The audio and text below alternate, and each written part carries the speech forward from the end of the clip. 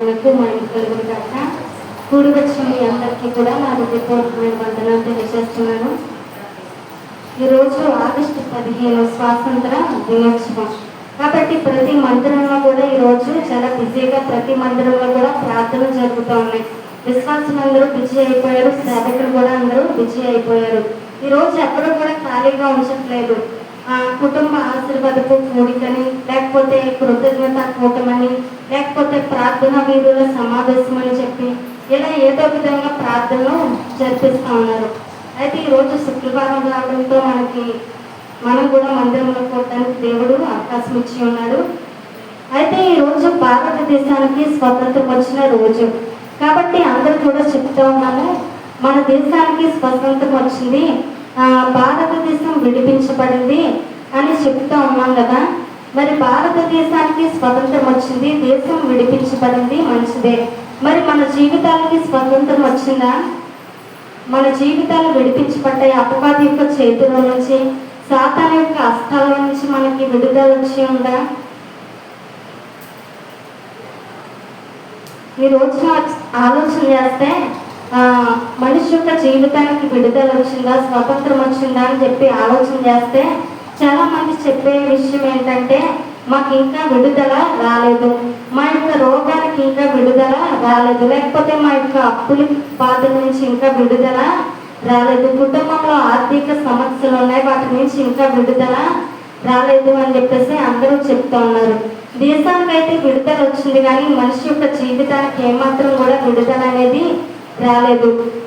ఆరోగ్యపరంగా చూస్తే విడుదల లేదు, లేకపోతే అప్పుల బాధ నుంచి విడుదల లేదు, ఆర్థిక పరిస్థితుల నుంచి విడుదల లేదు, కష్టాల్లో నుంచి, శోధనలో నుంచి, ఇబ్బందుల నుంచి ఏమాత్రం కూడా విడుదల లేదు. అందుకే ఈ ఆగస్టు 15వ తారీఖున దేవుడు మీకు ఇస్తున్నటువంటి వాగ్దానము కీర్తనలో 68వ కీర్తన 6వ వచనం.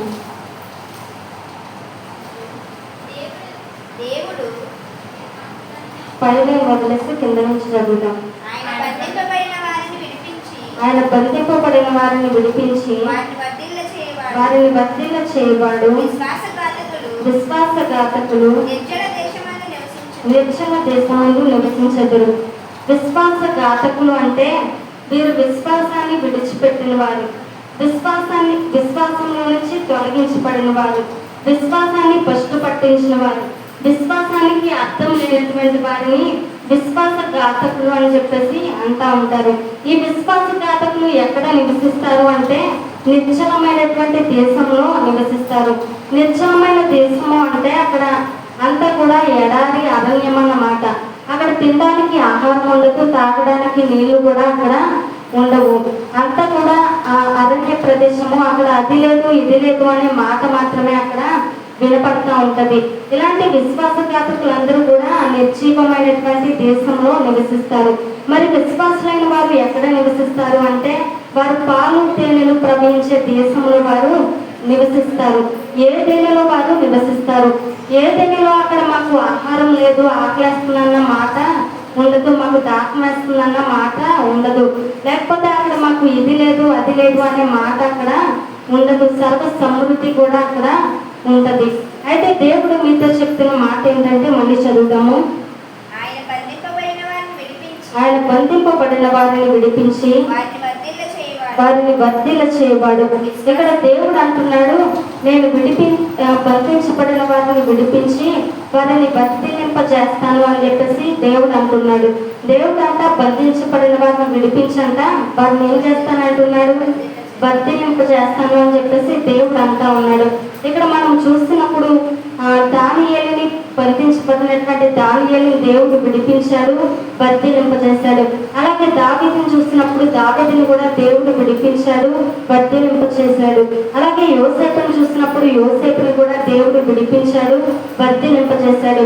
వారిని వర్ధిల్లింపజేసిన దేవుడు అంటున్నాడు, ఈ రోజున నిన్ను కూడా నేను విడిపించి వర్ధిల్లింపజేయబోతున్నాను అని చెప్పేసి దేవుడు అంటా ఉన్నాడు.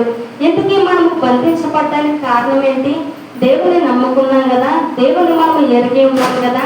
మరి బాప్తిసం పొంది మారు మనసు పొంది రక్షణ పొందినటువంటి మనము బంధించబడడానికి కారణం ఏంటి అని మనం ఆలోచన చేస్తే 2వ దినవృత్తాంతములు 33వ అధ్యాయము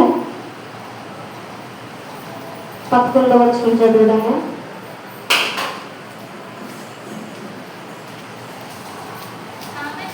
కాబట్టి యెహోవా అష్షూరు రాజు యొక్క న్యాయాధిపతులను వారి మీదకి రప్పించెను.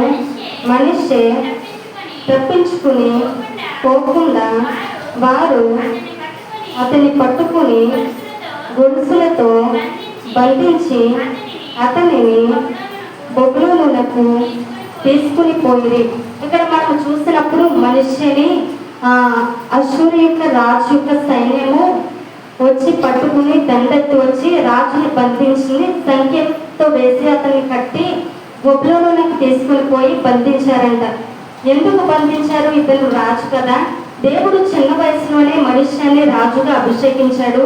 ఇతను రాజుగా ఉన్నాడు, పరిపాలన చేస్తా ఉన్నాడు. మరి ఇలా పరిపాలన చేస్తున్నటువంటి రాజుని మరొక రాజు బంధించడానికి కాగల కారణం ఏంటి? ఒక రాజు మరొక రాజు బంధించడానికి అంత బలహీనుడిగా ఇతను మారడానికి కారణం ఏంటి? ఇతను కూడా రాజే కదా, అతని వల్ల మరి ఇతనికి కూడా అతనిలాగే సైన్యం ఉంటుంది కదా, ఇతనికి కూడా ఫాలోయింగ్ అనేది ఉంటుంది కదా. కాబట్టి ఇతనికి కూడా సైన్యం అనేది ఉంటుంది. కాబట్టి ఇతనికి కూడా సామర్థ్యం అనేది ఉంటుంది. ఇతని దగ్గర కూడా కత్తులు ఆయుధాలు అన్నీ కూడా ఉంటాయి. అతనిలాగే ఇతనికి కూడా రాజ్యం ఉంది. మరి అతనిలాగే ఇతను కూడా రాజు అయినప్పుడు ఒక రాజుని మరొక రాజు బంధించడానికి కారణం ఏంటి?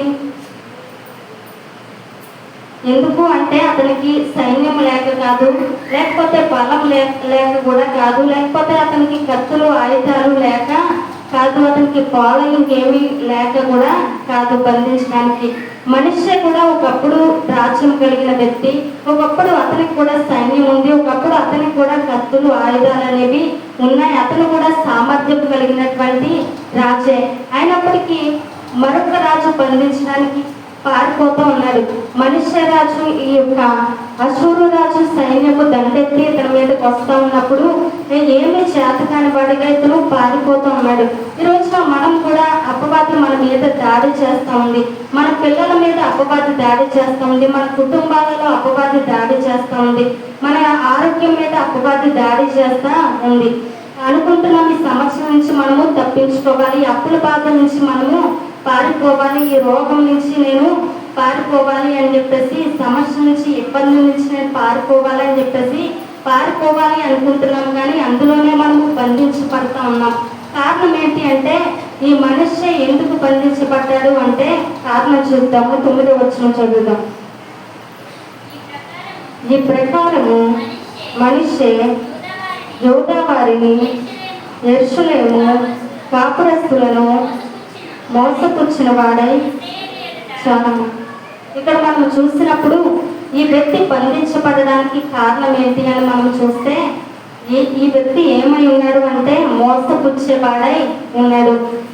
ఎవరిని మోసపుచ్చాడు అంటే యోధా వారిని మోసపుచ్చాడు. యోధా వారు అంటే తన యొక్క ఇంటి వారు. ఈ వ్యక్తి మామూలు వ్యక్తి ఏం కాదు, బయట వ్యక్తి ఏమి కాదు, దేవుని నమ్ముకున్న వ్యక్తే. యోధా వారిలో ఒకడు ఈ వ్యక్తి కూడా. యోధా రాజు అయింది, యోధా వారిని మోసపుచ్చాడు. అలాగే యెరూషలేము కాపురస్తుల్ని కూడా ఈ వ్యక్తి మోసపుచ్చిన వాడై ఉన్నాడు. రాజు అయింది మరొక రాజు చేత బంధించబడడానికి, ఇతను బంధకాల్లోకి వెళ్ళడానికి కారణం ఏంటి అంటే ఇతను ఎలాంటి వ్యక్తి అంటే మోసపుచ్చే వ్యక్తిగా ఉన్నాడు. యోధా వారిని ఈ వ్యక్తి మోసపుచ్చాడు. యోధ అంటే స్తుతి అని అర్థము. దేవుణ్ణే ఈ వ్యక్తి మోసపుచ్చిన వ్యక్తిగా ఉన్నాడు. అలాగే యెరూషలేము కాపురస్తులు అంటే దేవుని ప్రజలు, దేవుని యొక్క పిల్లలు, దేవుని పిల్లల్ని మోసపుచ్చిన వ్యక్తిగా ఈ వ్యక్తి ఉన్నాడు. ఈ రోజున చాలా మంది మోసపుచ్చే వారిగా ఉంటా ఉన్నారు. సేవకుని కూడా మోసపరిచే వ్యక్తులుగా ఉంటా ఉన్నారు.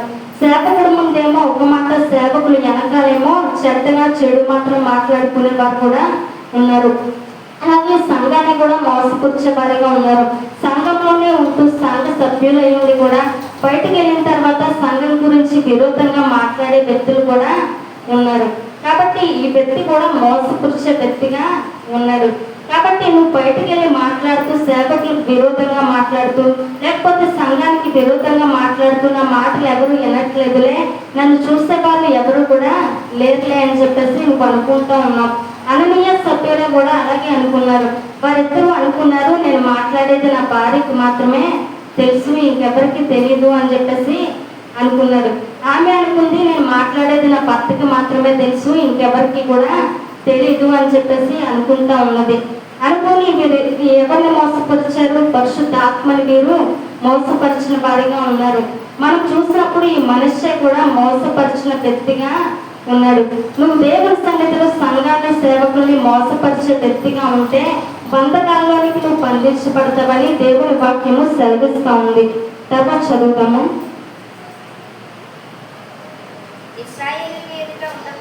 ఇశ్రాయేలు ఎదుట ఉండకుండా యెహోవా నశింపజేసిన అన్యజనుల కంటేను వారు మరింత అక్రమముగా ప్రవర్తించినట్లు చేయుటకు కారకుడైన యెహోవా మనష్షేకును అతని జనులకును వర్తమానములు పంపినను వారు చెవి యొక్కగా పోయిరి. చాలా మొదటిగా మనం చూసినప్పుడు ఈ వ్యక్తి బంధించబడడానికి కారణము మోసపుచ్చిన వాడిగా ఉన్నాడు. రెండోదిగా మనం చూసినప్పుడు ఈ వ్యక్తి ఇశ్రాయేల్లో ఉండకుండా ఉన్నాడు. ఈ రోజున నువ్వు సంఘంలో ఉండకపోతే, దైవ సేవకులతో నువ్వు సహవాసం కలిగి ఉండకపోతే, సంఘంతో నువ్వు సహవాసం కలిగి ఉండకపోతే నువ్వు బంధించబడిన వ్యక్తిగా మారుతావు. అలాగే ఈ వ్యక్తి ఇశ్రాయేలుతో ఉండకపోగా అన్ని జనుల కంటేనూ కూడా వారు చేసినటువంటి అక్రమం కంటే మరీ ఎక్కువగా అక్రమ కార్యాలు చేయడానికి జనులను ప్రేరేపించిన వాడిగా ఉన్నాడు. ప్రజల చేత అక్రమ కార్యక్రమాలన్నీ కూడా చేయిస్తూ ఉన్నాడు. సంఘంలో మంచి రోజులు చూస్తూ ఉన్నాడు, వాస్తవం చెప్తూ ఉన్నాడు. ఇది మంచి రోజు కాదు, అది మంచి రోజు కాదు అని చెప్పేసి మంచి చెడులన్నీ కూడా చూసే వ్యక్తిగా ఉన్నాడు. ఆ వాస్తవం చెప్తా ఉన్నాడు. ఆచారాలు అన్యజనులు పాటించేటటువంటి ఆచారాలన్నీ కూడా పాటించే వ్యక్తిగా ఉన్నాడు. కాబట్టి ఇప్పుడు ప్రజలందరూ కూడా అక్రమంగా ప్రవర్తించడానికి, అన్యజనుల కంటే కూడా మీరు ఎక్కువగా అక్రమం చేయడానికి వ్యక్తి కారకుడై ఉన్నాడు. కాబట్టి బంధించబడిన వ్యక్తిగా ఉన్నాడు. ఈ రోజున సేవకులు మన కొరకు ప్రార్థన చేస్తున్నప్పటికీ కూడా మనం ఎందుకు విడిపించబడట్లేదు అంటే మనం కూడా ఆచారాలు పాటించే వారిగా ఉన్నాము. అన్యజనులు చేసేటటువంటి కార్యక్రమాలన్నీ కూడా మనం చేస్తూ వారి వల్ల మనం నడుస్తూ ఉన్నాము. కాబట్టి సేవకులు మన కొరకు ప్రార్థించినా కూడా బంధకాల్లో నుండి మనము విడిపించబడలేకపోతున్నాము, వాటిలో నుంచి బయటికి మనము రాలేకపోతున్నాము. దేవుడి వాక్యం సెలవిస్తూ ఉంది, సమూయేలు బ్రతికి ఉన్నంత కాలము కూడా ఇశ్రాయేలు మీదకి ఎవరు కూడా రాలేదంట. మరి ఈరోజు సేవకులు మన కొరకు చేతులు ఎత్తుతున్నా, వారు మన కొరకు నిత్యము ప్రార్థిస్తున్నా కూడా ఎందుకు మన రోగాలు పోవట్లేదు, ఎందుకు మన అప్పుల బాధ నుంచి విడుదల రావట్లేదు, ఎందుకు మన కుటుంబంలో ఆర్థిక పరిస్థితులు మరుగు కావట్లేదు, ఎందుకు మనం బంధించబడిన వారిగా మనం ఉన్నాము అంటే మనము కూడా అక్రమం చేసేవారిగా ఉన్నాము, దేవుణ్ణి మనము మోసపరిచే వారిగా ఉన్నాము. అలాగే దేవుని ప్రజల్ని సంఘాన్ని కూడా మనము మోసపరిచే వారిగా ఉన్నాము. రెండో దశని కూడా మనం చూద్దాము. ఇర్మియా గ్రంథము 52వ అధ్యాయము మొదటి 2 వచనాలు.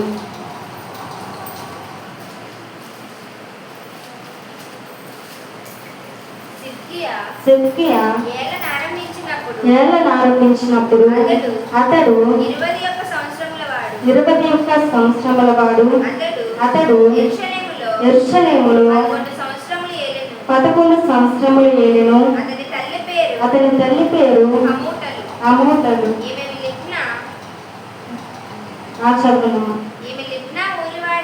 ఈమె లిబ్నా ఊరివాడైన ఇర్మియా కుమార్తె. యెహోయాకీము నడిచిన చెడ్డనడత ప్రకారముగా సిద్కియాయు యెహోవా దృష్టికి చెడ్డనడత నడిచెను. సిద్కియా ఎలా నడిచాడు అంటే చెడ్డనడత నడిచిన వ్యక్తిగా ఉన్నాడు. ఇతను కూడా రాజే 21 సంవత్సరంలో దేవుడు ఇతన్ని అభిషేకించాడు. 21 సంవత్సరం అంటే చిన్న వయసా కాదా చెప్పండి? చాలా చిన్న వయసు. చిన్న వయసులోనే ఇతన్ని కూడా రాజుగా అభిషేకించాడు. అభిషేకిస్తే ఇతని యొక్క పూర్వీకులందరూ కూడా, ఇతని యొక్క తండ్రి, ఇతని పితరులందరూ కూడా దేవుణ్ణి అనుసరించి దేవునికి మందిరాలు కట్టించి వారి మందిరాలను శుభ్రం చేసి అక్కడ మందిరంలో ఉన్నటువంటి మరి అన్య దేవతలన్నిటిని కూడా పడగొట్టించి వారు ఎంతో దేవుని అనుసరించి నడుస్తూ ఉంటే ఈ సిద్కియా మాత్రం వారి వలె నడవకుండా ఇతని తోటి రాజులు ఇతని తోటి యొక్క స్నేహితులు ఏ విధంగా అయితే నడుస్తూ ఉన్నారో వారిని అనుసరించి వ్యక్తి చెడు నడుస్తూ ఉన్నాడు. కాబట్టి మనుష్యకి కూడా దేవుడు చెప్పాడు, ఈ వ్యక్తికి కూడా వర్తమానం చెప్పాడు, మీరు నడిచే నడత చెడ్డది, మీరు నడిచే విధానం సరైనదిగా లేదు, కాబట్టి మిమ్మల్ని మీరు మార్చుకోండి. మీరు చెడిపోవడమే కాకుండా మీరు దేవుడి ప్రజల్ని కూడా చెడగొడుతూ ఉన్నారు, వారు కూడా తప్పు మార్గంలో నడిపిస్తూ ఉన్నారు, తప్పుల పోత వారికి బోధిస్తూ ఉన్నారు అని చెప్పేసి వారికి వర్తమానాలు పంపించినప్పటికీ కూడా ఎంతో మంది ప్రవక్తలు వచ్చి వారికి చెప్పినప్పటికీ కూడా ఆ మాటలకి ఏమాత్రం కూడా చెవి ఇవ్వకుండా వారికి ఇష్టం వచ్చినట్లుగా నడుచుకుంటూ ఉన్నారు.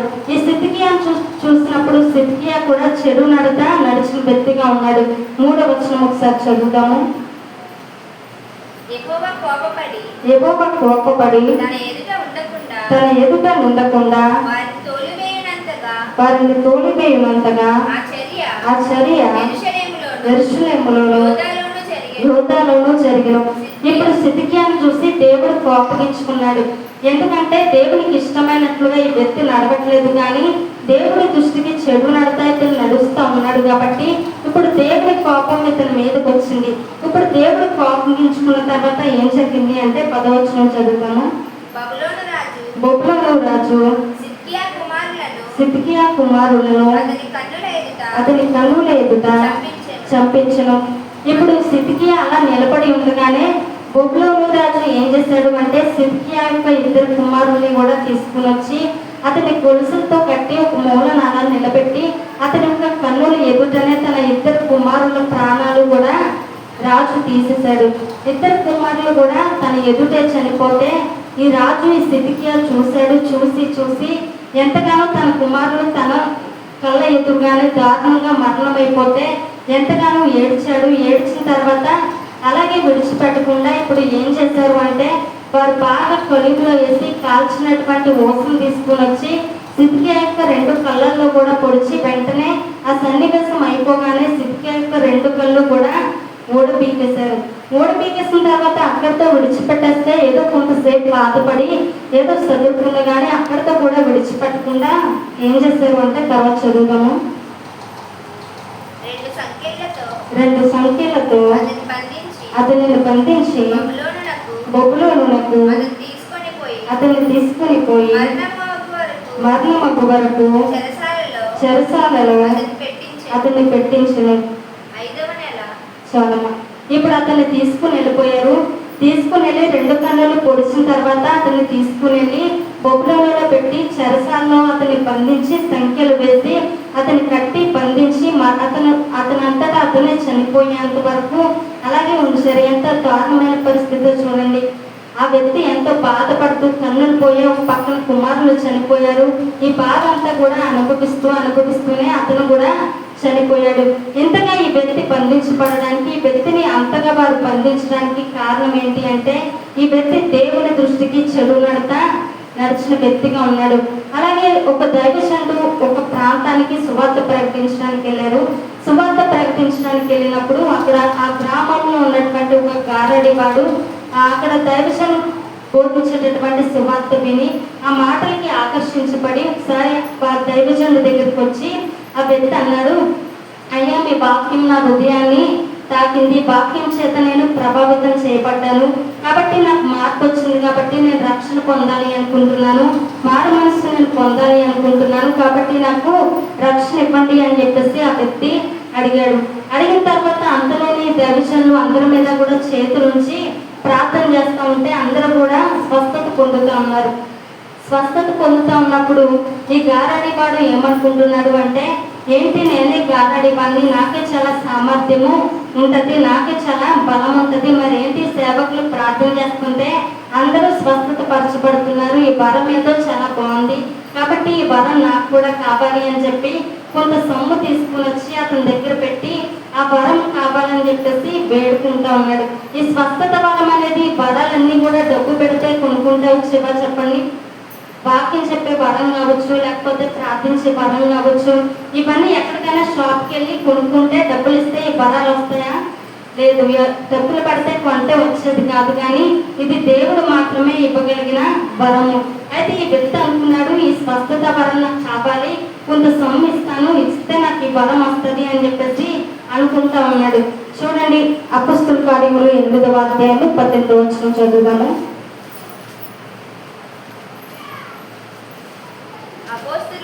అపొస్తలులు చేతులుంచుట వలన పరిశుద్ధాత్మ అనుగ్రహింపబడునని సీమోను చూచి వారి ఎదుట ద్రవ్యము పెట్టి,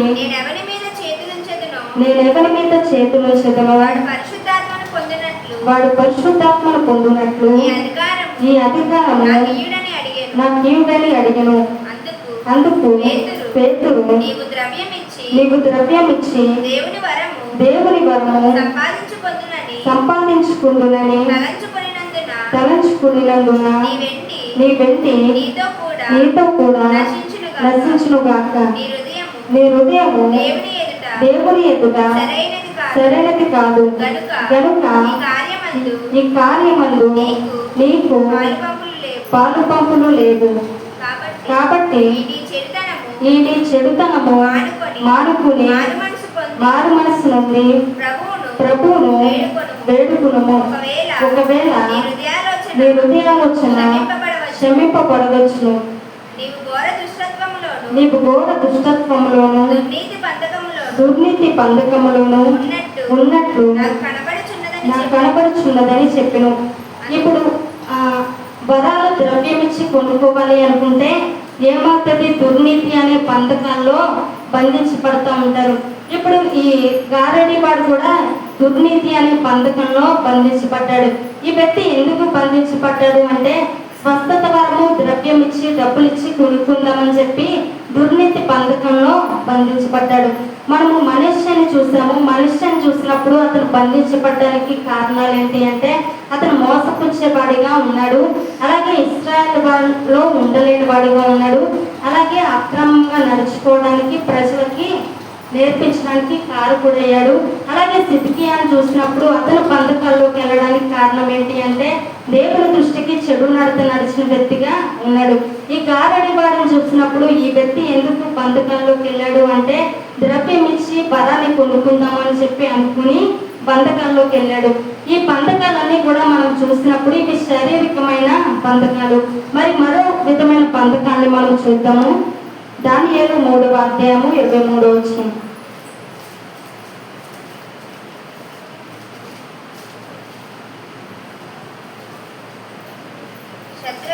శద్రకు, మేషకు, అబేద్నెగోయను ఆ ముగ్గురు మనుషులు బంధింపబడిన వారై మేడిమి కలిగి మండుచున్న ఆ గుండములో పడగా చాలు. ఇక్కడ మనం చూసినప్పుడు శద్రకు, మేషకు, అబేద్నెగో అను ఈ ముగ్గురు మనుషులు కూడా బంధించబడ్డారు. వీరెందుకు బంధించబడ్డారు? వారైతే బంధించబడడానికి కారణాలు ఉన్నాయి. వారేమో అక్రమంగా నడిచారు. మనిషే బంధించబడడానికి కారణం అతను మోసపుచ్చిన వాడిగా ఉన్నాడు. ప్రజలు అక్రమంగా నడుచుకోవడానికి కారకుడైన వ్యక్తిగా ఉన్నాడు. సిద్కియాను మనం చూసినప్పుడు అతనేమో చెడు నడత నడిచిన వ్యక్తిగా ఉన్నాడు. గారడి వాడిని చూసినప్పుడు అతనేమో సొమ్మిచ్చి వరాన్ని కొనుక్కుందామని చెప్పి అనుకుని బంధించబడిన వ్యక్తిగా ఉన్నాడు. మరి వాళ్ళైతే తప్పులు చేశారు కాబట్టి, పొరపాట్లు చేశారు కాబట్టి వారు బంధకాల్లోకి వెళ్ళారు. మరి ఈ ముగ్గురు ఎందుకు బంధకాల్లోకి వెళ్ళారు? వీరు చేసిన తప్పేంటి? అసలు వీరేమైనా తప్పు చేశారు, లేకపోతే వీరు ఏమైనా పాపం చేశారా?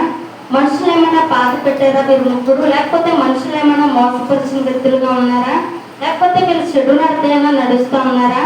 అలాంటిదేమీ లేదు. దేవుని వీరు ప్రేమిస్తూ ఉన్నారు. దేవుని కొరకే వీరు జీవిస్తూ ఉన్నారు. దేవుని కొరకే వీరు నిలబడిన వ్యక్తిగా ఉన్నారు. అయినప్పటికీ కూడా వీరు బంధకాల్లోకి వెళ్ళారు. 16వ వచనం చదువుతాము. శద్రకును, మేషకును, అబేద్నెగో రాజుతో ఇలాగ చెప్పిరి, నెబుకద్నెజరు ఇందును గురించి నీకు ప్రత్యుత్తరం ఇవ్వవలనన్న చింత మాకు లేదు. వీళ్ళు అంటా ఉన్నారు, రాజు దగ్గరికి వెళ్ళి రాజా అని కూడా అనట్లేదు, లేకపోతే అయ్యగారు అని కూడా ఏదో వీరు ప్రాధాన్యపడట్లేదు. కానీ వీరు అంటున్నారు, ఇందును గురించి నీకు ప్రత్యుత్తరం ఇవ్వాలన్న చింత మాకు లేదు. ఇందుకే మీరు ఎందుకు బంధించబడ్డారు అంటే రాజు ఒక శాసనం పెట్టాడు. బంగారు ప్రతిమ నిలబెట్టించి ఎవరైతే ఆ ప్రతిమకు నమస్కారం చేయకుండా ఉంటారో వారిని తీసుకెళ్లి అగ్నిగుండంలో పడవేస్తామని చెప్పేసి శాసనం పెట్టారు. ఇప్పుడు అక్కడ సభలో రాజుగారు పక్కన నిలబడ్డారు. ఎంతో మంది వేల మంది ప్రజలు అక్కడ ఉన్నారు. ఎంతో వేల మంది ప్రజలు నిలబడుతూ ఉన్నారు. రాజు చెప్పగానే మీరు ఈ బంగారు ప్రతిమకి నమస్కారం చేయాలి, దీనికి తప్ప మీరు ఏ దేవుని కూడా ప్రార్థించకూడదు, ఏ దేవుని కూడా మీరు సేవించకూడదు, ఈ దేవుని మాత్రమే మీరు ప్రార్థించాలి. మీకు కష్టం వచ్చినా నష్టం వచ్చినా అది సుఖమైన సంతోషమైన మరి ఏదైనా కూడా ఈ ఈ యొక్క బంగారు ప్రతిమకి మాత్రమే మీరు నమస్కారం చేయాలి అని చెప్పేసి రాజు చెప్తా ఉంటే రాజు మాటని అందరూ గౌరవించి అక్కడ ఉన్న వారందరూ కూడా తలలు వంచడానికి నమస్కరించినట్లుగా మనం చూస్తూ ఉన్నాం. అంతమంది కూడా అక్కడ సాష్టాంగపడి ఆ ప్రతిమకు వారు నమస్కారం చేశారు. కానీ వారందరిలో కూడా చూస్తే ఈ ముగ్గురు మాత్రమే నమస్కారం చేయకుండా తలలు పైకెత్తుకుని ఉన్నారు. పైకెత్తుకుని ఉండి వీరు అంటా ఉన్నారు, రాజా ఇందుని గురించి నీకు ప్రత్యుత్తరం ఇవ్వాల్సిన చింత మాకు లేదు అని చెప్పేసి అంటా ఉన్నారు. 17వ వచనం చూద్దాం. మేము సేవించుచున్న దేవుడు మండుచున్న వేడిమి గల ఈ అగ్నిగుండములో నుండి మమ్మను తప్పించి రక్షించుటకు సమర్థుడు మరియు నీ వశమున పడకుండా ఆయన మమ్మల్ని రక్షించును. ఒకవేళ ఆయన రక్షింపకపోయినను రాజా నీ దేవతలను మేము పూజింపమని నీవు నిలబెట్టించిన బంగారు ప్రతిమకు నమస్కరింపమని తెలుసుకునము. చాలా ఇక్కడ మీరు ఎంతగా నిలబడ్డారు అంటే వీరికి కష్టం వచ్చినప్పటికీ మీరు ప్రాణాలు పోతాయని తెలిసినప్పటికీ కూడా మీరు దేవుని కొరకు మాత్రమే నిలబడిన వారిగా ఉన్నారు. ఈరోజు చాలా మంది దేవుని కొరకు నిలబడే వారిగా లేదు. కొంత శోధన వస్తే తొలగిపోతూ ఉంటారు, కొంత కష్టం ఎదురైతే తొలగిపోతూ ఉంటారు. లేకపోతే అన్యుల్ని మనం చూసినప్పుడు వారు దేవుని నమ్ముకుంటారు. నమ్ముకున్న తర్వాత కొన్ని కులస్తులు దేవుని నమ్ముకోవడానికి వారు అసలు ఇష్టపడరు కాబట్టి అలాంటి కుటుంబాల్లో ఒక్కొక్కరు నమ్ముకుంటూ ఉంటారు. నమ్ముకున్న తర్వాత కుటుంబం అంటూ ఉంటుంది, నువ్వు దేవుని నమ్ముకున్నావు కాబట్టి మిమ్మల్ని మేము వెలివేస్తా ఉన్నాము, మాతో మీరు ఇంకా కలొద్దు, మీకు రావాల్సిన ఆస్తి బాటలు ఏమీ కూడా మీకు ఇవ్వమని చెప్పేసి చెప్తూ ఉంటారు. అలా చెప్పినప్పుడు చాలా మంది అనుకుంటూ ఉంటారు, మేము దేవుని నమ్ముకుంటే మాకు ఆస్తి రావట్లేదు కాబట్టి, లేకపోతే దేవుని నమ్ముకుంటే మా బంధువులు మమ్మల్ని విడిచిపెడుతున్నారు, మా అయిన వారు మమ్మల్ని విడిచిపెడుతున్నారు, మా స్నేహితులు మమ్మల్ని విడిచిపెడుతున్నారు కాబట్టి, అందరూ విడిచిపెడుతున్నారు కాబట్టి మాకు ఇప్పుడు నష్టం వస్తుంది కాబట్టి దేవుని నమ్ముకోవడం ఎందుకులే అని చెప్పేసి దేవుని విడిచిపెట్టేవారు కూడా ఉన్నారు. ఇలా ఎవరో అయిన వారు విడిచిపెడతారనో, బంధువులు దూరం అవుతారనో, లేకపోతే స్నేహితులు దూరం అవుతారనో, లేకపోతే ఆస్తులు పోతాయని చెప్పేసి చిన్న చిన్న వాటి కొరకు దేవుని విడిచిపెట్టే వారిగా ఉన్నారు. కానీ ఇక్కడ ప్రాణాలే పోతున్నాయని తెలిసినప్పటికీ కూడా వీరు ఏమాత్రం కూడా భయపడట్లేదు. రాజా మేము సేవించుతున్న దేవుడు మమ్మల్ని రక్షించుటకు సమర్థుడు. ఒకవేళ ఆయన మమ్మల్ని రక్షించకపోయినా కూడా మా ప్రాణాలు ఇవ్వడానికి మేము సిద్ధంగా ఉన్నామని చెప్పేసి వీరు అన్నారు. అన్నప్పుడు వీరు బంధకాల్లోకి వెళ్ళినప్పుడు, అగ్నిగుండంలోకి వెళ్ళినప్పుడు దేవుని కొరకు వీరు ఎంతో నిజాయితీగా నిలబడిన వీరిని దేవుడు విడిచిపెట్టాడో చెప్పండి. తర్వాత చదువుదాము. 24వ వచనం చదువుదాము. రాజాకు నెబుకద్నెజరు ఆశ్చర్యపడి తీవ్రముగా లేచి మేము ముగ్గురు మనుషులను బంధించి ఈ అగ్నిలో వేసితిమి కదా అని తన మంత్రులను అడిగాను. వారు రాజా సత్యమే అని రాజుతో ప్రత్యుత్తరం ఇచ్చిరి. అందుకు రాజు నేను నలుగురు మనుషులను పంతకములు లేక అగ్నిలో సంచరించుట చూచున్నాను, వారికి హాని ఏమీ కలుగలేదు. నాలుగో వాని రూపము దేవతల రూపమును కూలినదని వారికి ప్రత్యుత్తరం ఇచ్చిన. చాలా ఇప్పుడు రాజు ఎంతమంది తీసుకుని వెళ్ళి అగ్నిగుండంలో వేసారో చెప్పండి. ముగ్గురిని తీసుకుని వెళ్ళి శద్రకు మేషకు అబేద్నెగో అని ముగ్గురిని తీసుకుని వెళ్ళి అగ్నిగుండంలో వేశారు. మరి అగ్నిగుండంలో వేసినప్పుడు ముగ్గురిని అగ్నిగుండంలో వేస్తే అగ్నిగుండంలో ఎంతమంది కనపడుతూ ఉన్నారు? రాజు అంటా ఉన్నాడు, నాకు నలుగురు కనపడుతూ ఉన్నారు, మనం అగ్నిగుండంలోకి తీసుకెళ్ళి ముగ్గురిని కదా వేసాము, మరి నా కంటికి నాలుగో మనిషి వారితో పాటు ఉన్నట్లుగా కనపడుతూ ఉన్నారు, నాకే కనపడుతూ ఉన్నారా లేకపోతే మీకు కూడా కనపడుతూ ఉన్నారా అని చెప్పి అధిపతులు అందరినీ కూడా అడుగుతూ ఉన్నాడు. అడుగుతూ ఉన్నప్పుడు వారు అంటున్నారు, రాజా అవును, వారితో పాటు ఇంకో వ్యక్తి మాకు కనపడుతూ ఉన్నారు, నలుగురు వ్యక్తులు మాకు అగ్నిగుండంలో కనపడుతూ ఉన్నారు అని చెప్పేసి చెప్తూ ఉన్నారు. ఎందుకంటే మీరు బంధించబడి దేవుని కోసము ఏదో పొరపాట్లు చేసి తప్పులు చేసి మీరు బంధకాల్లోకి వెళ్ళలేదు, కానీ దేవుని కొరకు నిలబడి దేవుని కొరకు మీరు బంధకాల్లోకి వెళ్ళారు కాబట్టి దేవుడే ఆ బంధకాల్లోకి అగ్నిగుండంలోనికి దేవుడు దిగి వచ్చాడు. వారికి అగ్నిగుండంలో పడి ఉన్నప్పటికీ కూడా ఒక బెల్ట్కి కూడా కాలిపోలేదు, లేకపోతే వస్త్రాలు కూడా కాలిపోలేదు. అగ్ని అంటే ఎంత వేడిగా ఉంటుంది చెప్పండి, కానీ వారికి ఏ వేడి కూడా లేదు. కానీ అగ్ని ఎలా ఉందంటే వారికి కూల్గా ఉంది, చక్కగా చల్లగా ఏసీలా వారికి ఉంది. అంత క్షేమాన్ని దేవుడు ఎందుకు ఇచ్చాడు? వారికి ఏ హాని కూడా కలగకుండా దేవుడు అగ్నిగుండంలోకి వెళ్ళి వారి ముగ్గురిని కూడా దేవుడు బయటకు తీసుకుని వచ్చాడు. ఈరోజు నా దేవుని కొరకు నువ్వు నిలబడితే దేవుని కొరకు ఆస్తులు పోతాయనో లేకపోతే ఎవరో విడిచిపెడతారనో లేకపోతే ఏదో నష్టం వస్తుందో అని చెప్పి దేవుని విడిచిపెట్టే వ్యక్తిగా మనం ఉండకూడదు. కానీ దేవుని కొరకు నువ్వు నిలబడే వ్యక్తిగా ఉంటే నువ్వు ఎలాంటి బంధకాల్లో ఉన్నా సరే ఆయన వచ్చి నీతో పాటుగా నిలబడటానికి ఆయన శక్తివంతుడై ఉన్నాడు. హల్లెలూయా. దేవుడి కొరకు మనం నిలబడినప్పుడు ఆయన మన కొరకు వచ్చి మనతో పాటు ఆయన నిలబడే వ్యక్తిగా ఉన్నాడు. ఈ రాత్రికాల సమయంలో దేవుడు ఆయన దూతను మీతో పాటు పంపించును గాక. ఆమేన్. అపొస్తలుల కార్యములు 16వ అధ్యాయము 6వ వచనం.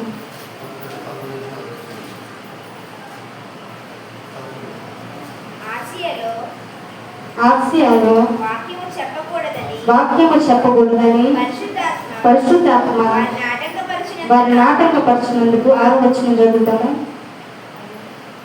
12వ అధ్యాయము 6వ వచనం. అపొస్తలుల కార్యములు హేరోదు అతనిని వెలుపలికి తీసుకొని రావణని ఉండగా ఆ రాత్రియే పేతురు 2 సంఖ్యలతో బంధింపబడి 2 సైనికుల మధ్య నిద్రించుచుండెను. మరియు కావలి వారు తలుపు ఎదుట చెరసాల కాచుకుని ఇదిగో ప్రభుదూత అతని దగ్గర నిల్చెను. అతడు ఉండిన గదిలో వెలుగు ప్రకాశించెను. దూత పేతురు ప్రక్కను తట్టి త్వరగా నెమ్మని చెప్పి అతని లేపగా సంఖ్యలు అతని చేతుల నుండి ఊడిపడెను. పేతుర్ని మనం చూసినప్పుడు ఇతను కూడా బంధించబడి ఉన్నాడు, ఇతను కూడా చెరసాలలోనికి వెళ్ళాడు. ఇప్పుడు ఆ రాత్రికాల సమయంలోనే పేతురు చూస్తూ ఉండగానే ఒక వ్యక్తిని తీసుకుని వచ్చి తల నరికేశారు. ఇప్పుడు నరికేసినప్పుడు తర్వాత ఇతను ముందే వస్తూ ఉంది. మరి ఇతను ముందే ఆ రాత్రి ఒక వ్యక్తి తల నరికినప్పుడు భయం పడుతుందా లేదా చెప్పండి? మనకైతే భయం పడుతుందా లేదా? ఒక వ్యక్తిని మన ముందే దారుణంగా చంపేస్తే తల చేస్తే భయపడతామా లేదా? కానీ పేతురికి మాత్రం ఏ విధంగా కూడా భయం లేదు. భయం లేకుండా అతను ప్రశాంతంగా పడుకున్నాడు. పడుకుంటే ఇతను కూడా బంధించబడ్డాడు, ఇతను కూడా బంధకాల్లోకి వెళ్ళాడు. పేతురు ఎందుకు బంధకాల్లోకి వెళ్ళాడు అంటే మనుష్యలాగా మోసపరిచిన వ్యక్తి కాదు, లేకపోతే ప్రజలు అక్రమంగా నడవడానికి కారకుడైన వ్యక్తి కాదు, లేకపోతే సిద్ధియాలుగా చెడు నడిచిన వ్యక్తి కాదు, గారడి వాళ్ళగా లేకపోతే ఆ వరాలు కొనుక్కుంటానన్న వ్యక్తి కూడా కాదు. ఈ వ్యక్తి ఎందుకు బంధించబడ్డాడు అంటే దేవుని సువార్త ప్రకటిస్తున్నందుకు తీసుకెళ్లి చెరసాలలో వేశారు. ఇప్పుడు దేవుని సువార్త ప్రకటిస్తున్నందుకు, దేవుని వాక్యం చెప్తున్నందుకు అది ఇష్టం లేక ఇతన్ని తీసుకెళ్లి బంధించి చెరసాలలో వేశారు. ఇప్పుడు ఈ పేతురు చెరసాలోకి వెళ్ళిన తర్వాత సంఘం ఏం చేస్తూ ఉంది అంటే ప్రార్థన చేస్తూ ఉంది. తమ యొక్క సేవకుడి కొరకు ప్రార్థన చేస్తూ ఉంది. అక్కడ ఎంత దారుణంగా సేవకుని చంపేస్తారో, ఒకవేళ సేవకుడు ప్రాణం పోగొట్టుకుంటాడేమో అని చెప్పి సేవకుడి యొక్క క్షేమం కొరకు సంఘం అంతా కూడా ప్రార్థన చేస్తూ ఉంటే చెరసాల నుంచి దేవుని తోటొచ్చి అతని సంఖ్యలను తెంపి బయటకు తీసుకుని వచ్చింది. సంఘం ప్రార్థిస్తే చెరసాల యొక్క సంఖ్యలు ఊడిపోయినట్లుగా మనము దేవుని వాక్యంలో చూస్తూ ఉన్నాం. ఈ రోజున నువ్వు ఎలాంటి బంధకాల్లో ఉన్నా కూడా ప్రార్థించే వ్యక్తిగా ఉండాలి. దేవుని సన్నిధిలో నువ్వు గంటలు గంటలు తరబడి ప్రార్థించే వ్యక్తిగా ఉండాలి. ఈ రోజున మన భారతదేశానికి స్వతంత్రం వచ్చింది అంటే ఆ రోజున ఉన్నటువంటి సైనికులు ఎంతో కష్టపడకుండా, ఆ రోజున ఉన్నటువంటి వీరులు ఎంతో కష్టపడకుండా, తిండి లేకుండా, ఆహారం లేకుండా, వస్త్రాలు లేకుండా ఎంతగానో పోరాడకుండా మనకు ఊరికే స్వతంత్రం అనేది రాలేదు కదండి. వారు ఎంతగానో పోరాడారు. ఈ రోజున మన జీవితంలో కూడా, మన జీవితాల నుంచి కూడా బంధకాల నుంచి విడిపించబడాలి అంటే ఊరికే మనకు విడుదల వచ్చేస్తుందా? ఏమాత్రం ప్రార్థన లేకుండా, ఏమాత్రం భక్తి జీవితం లేకుండా, ఏదో మందిరానికి వస్తున్నాను కదా, పాటలు పాడుతున్నాను కదా, కానుకలు ఇచ్చేస్తున్నాను కదా, వాక్యం వింటున్నాను కదా, ఇది సరిపోతుందిలే అంటే ఈ మాత్రం భక్తి సరిపోదు. ఈ మాత్రం భక్తి జీవితం మనకి సరిపోదు. మనం పాడే పాటలు మనల్ని పరిశుద్ధపరచు, లేకపోతే మనం ఇచ్చేటటువంటి కానుకలు మనల్ని పరిశుద్ధపరచు, లేకపోతే మనం మందిరంలో చేసేటటువంటి పరిచయం ఏది కూడా మనల్ని పరిశుద్ధపరచదు. మన బంధకాల నుంచి విడిపించబడాలి అంటే మనం కూడా ప్రార్థించే వారిగా ఉండాలి. నువ్వు మోకరించి ప్రార్థన చేస్తే అది ఎలాంటి బంధకమైనా, అది అప్పుల బంధకాలైనా, లేకపోతే రోగమైన, అనారోగ్యమైన, ఏ బంధకమైనా కూడా దేవుడు తెంచడానికైనా సమర్థుడై ఉన్నాడు. అయితే ఆ బంధకాల నుంచి మనకు విడుదల రావాలి అంటే మనం ఏం చేయాలి? ప్రార్థన చేసే వారిగా ఉండాలి. అపోస్తలుల కార్యములు 16వ అధ్యాయము 26వ వచనం చదువుదాం. అప్పుడు అకస్మాత్తుగా మహాభూకంపం కలిగిన చెరసాల పునాదులు అదిరేను. వెంటనే తలుపులన్నీ తెరుచుకునేను, అందరి బంధకములు కూడెను. ఇక్కడ పౌలు సేవని మనం చూసినప్పుడు వీరిని కూడా చెరసాలో బంధించారు. వీరిని ఎందుకు బంధించారు అంటే వీరు కూడా పేతురులాగే వాక్యం ప్రకటిస్తూ ఉంటే, సువార్త ప్రకటిస్తూ ఉంటే అందుకే వీళ్ళని కూడా బంధించారు. అంతేగాని వీరు కూడా ఏదో తప్పు చేస్తారని కాదు, కానీ సువార్త ప్రకటించడం వారికి నచ్చగా బంధించారు. బంధకాల్లోకి వెళ్ళిన వీరు, సంఖ్యల చేత బంధించబడిన వీరు ఏం చేస్తూ ఉన్నారు అంటే పాటలు పాడి దేవుని స్తుతిస్తూ ఉన్నారు. స్తుతి ఆరాధన మనం చేసే వారిగా ఉండాలి. మన జీవితంలో ఏదైనా అనుకోని పరిస్థితులు మన జీవితంలో ఎదురైనప్పుడు నువ్వు లోపలికి వెళ్ళి గదిలోకి వెళ్ళి తలుపేసుకుని మోకరించి ప్రార్థన చేయడం మొదలుపెట్టు. స్తుతి ఆరాధన మొదలుపెట్టు. అక్కడ కూడా అదే జరిగింది. సంఖ్యలు అన్ని కూడా ఊడిపడ్డానికి కారణం ఏంటి అంటే వారు స్తుతి ఆరాధన చేస్తూ ఉన్నారు. స్తుతించుట ద్వారా బంధకాలు తెంపబడ్డాయి. మనం కూడా దేవుని స్తుతించే వారిగా ఉండాలి. స్తుతి ఆరాధన మనము చేసే వారిగా ఉండాలి. ఊరికే బంధకాలు తెంచబడాలి అంటే, సంఖ్యలు తెంచబడాలి అంటే తెంచబడదు. కానీ మనం దేవుని ప్రార్థిస్తూ ఉన్నప్పుడు, దేవుని మనం స్తుతిస్తూ ఉన్నప్పుడు బంధకాలన్నీ కూడా తెంచబడుతూ ఉంటాయి. మనిషిని చూసినప్పుడు అతను మోసపరిచిన వ్యక్తిగా ఉన్నాడు. ఈరోజు నా దేవుని మందిరంలో నువ్వు మేలైనది చేయగలిగినప్పుడు, సంఘం కొరకు నీ వంతు పని నువ్వు మంచి పని చేయగలిగినప్పుడు ఆ పని నువ్వు చేయడం తప్పులేదు. కానీ ఒకవేళ ఆ పని మంచి కార్యాలు నువ్వు చేయలేకపోతే సైలెంట్గా వచ్చి సైలెంట్గా కూర్చొని వెళ్ళిపోయినా ఏమాత్రం తప్పులేదు. కానీ మంచి చేయకపోగా చెడు చేస్తే, దేవుని ప్రజలను మోసపరిస్తే అది మాత్రము చాలా పెద్ద తప్పు. బంధకాల్లోనికి మనము వెళ్ళే అవకాశము ఉంది. కాబట్టి మనము ప్రార్థించే వారిగా, మోసపరచని వారిగా మనం ఉన్నప్పుడు ఎలాంటి బంధకాల్లోకి కూడా మనము వెళ్ళము. ప్రార్థించినప్పుడు, స్తుతించినప్పుడు బంధకాలన్నీ కూడా తెంచబడతాయి. దేవుడి కొద్ది మాటలు దీవించుగాక. అందరూ లేచి నిలబడి ప్రార్థన చేద్దాం.